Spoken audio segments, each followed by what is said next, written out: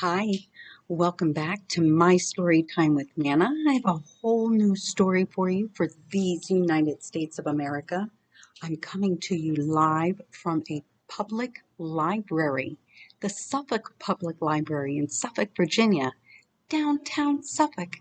They were kind enough to let me record my video here today and to do it live. I'm so excited. I'm very excited about this story. I can't wait. Let's begin. Illinois.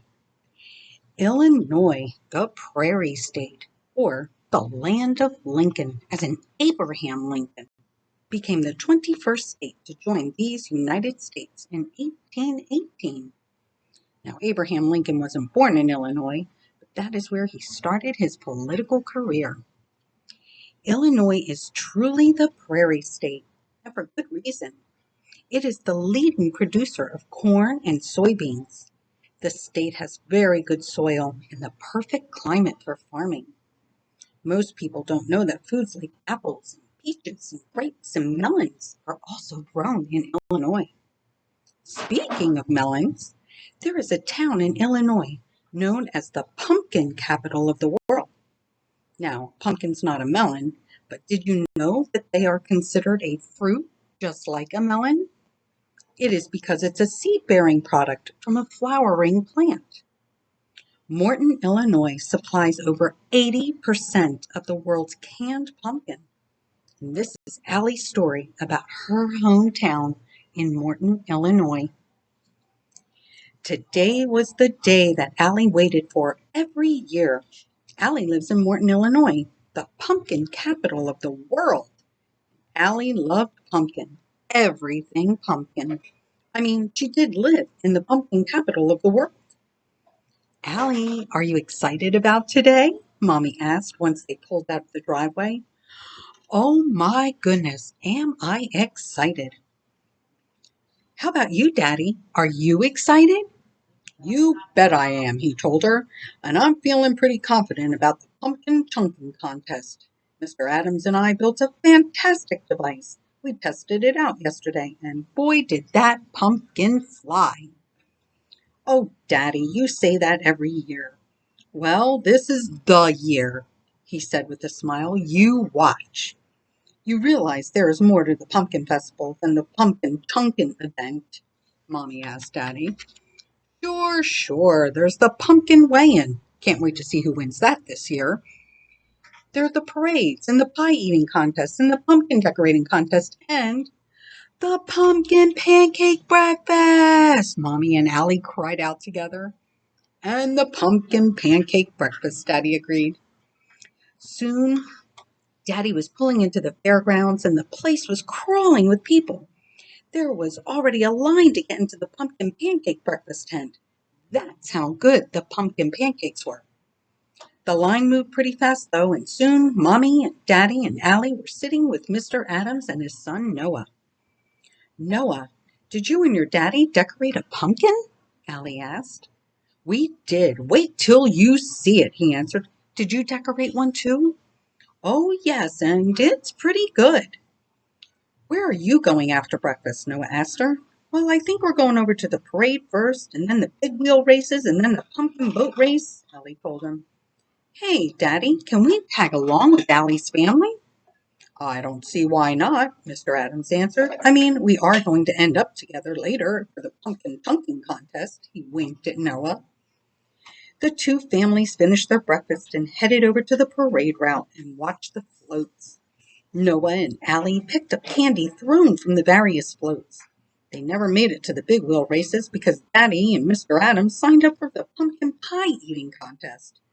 Neither of them won, but it was sure fun watching them eat pie without their hands. After the pie eating contest, they wandered over to the pumpkin boat races. People were sitting in giant carved out pumpkins and paddling their way across the lake. Allie couldn't believe it that such huge pumpkins could float. Although some didn't float, some filled with water and sank. It was a lot of fun.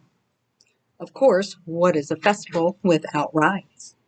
The children and their parents walked over to the fairway and rode the Ferris wheel, the roundup, a roller coaster, bumper cars, and ran through the mirror house. They ate pumpkin chili with pumpkin cornbread and pumpkin funnel cake and pumpkin custard. There was an announcement that the pumpkin decorating contest was about to declare the winners of each category, and so both families walked over to the pumpkin tent, hoping their pumpkin was one of this year's winners. Noah and his father won third place for their family decorated pumpkin. They had painted their pumpkin to look like a scarecrow with a straw hat. Allie and her family painted their pumpkin to look like a fairy with curly hair, a tiara, and golden wings. "Look, Mommy," Allie cried out. "We came in second place." She clapped her hands.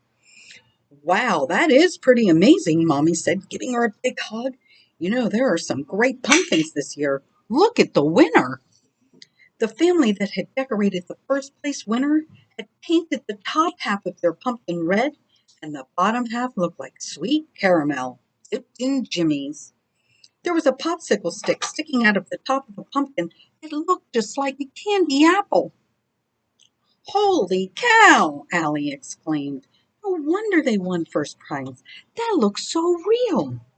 "I know," Noah said, standing next to her. "Makes me want to take a big bite out of it." "Makes me want a real candy apple," Allie said.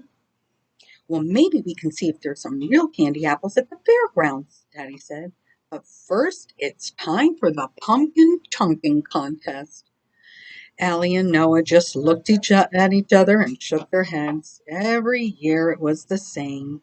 Their daddies tried to build the best catapult to chuck their pumpkin the furthest. And every year they told the children that this was the year they were going to win. They hadn't even placed in the last 4 years. But the children were going to cheer on their daddies because, well, you never knew. This could be the year that they won. "We'll meet you at the field," Mommy said. "I'm going to take the children down to the fairgrounds and get them their candy apples." "Yay!" Noah and Allie cried out. "Do you want me to get one for you, Daddy?" Allie asked. "Oh, no, thank you," he answered. "I'm too nervous to eat a candy apple now." "Okay, but you don't know what you're missing," she told him. Maybe you can get one for me and Mr. Adams for after the event." "I knew you would want one," she smiled. Mr. Adams and Daddy headed over to the field to get their pumpkin chunking contraption ready, while Mommy, Allie, and Noah walked over to the fairgrounds to find some candy apples. By the time they made it to the field, the event was starting. There were big and small catapults. There were wooden catapults. There were steel catapults. There were contraptions that looked like slingshots. There were even some that looked like cannons. If there was a way to chuck a pumpkin, there was a contraption set up on the field to do it. The bleachers were full of spectators, and every time a pumpkin was shot into the sky, the crowd roared. There were people who measured each shot 100 feet, 300 feet, 500 feet, 700 feet. It was incredible. Each shot was further than the last. And finally, it was Daddy and Mr. Adams' turn. "Here goes nothing," Allie said to Noah. "Yeah, I hope they do better than last year." "Me too," Allie said. "Remember, their pumpkins split into smithereens. There was pumpkin everywhere."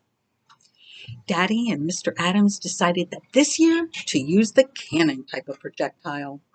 They stood beside their invention with their hands clasped above their heads, shaking them back and forth.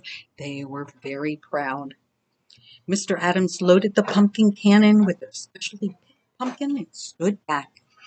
Daddy hit the button for the air compressor, and everyone could hear the compressor whine up and then a loud whooshing sound, and then plop. "Oh!" the crowd cried out. The pumpkin basically fell out of the cannon and was measured at 2 inches. 2 inches! Daddy and Mr. Adams just stood there stunned. They couldn't believe it.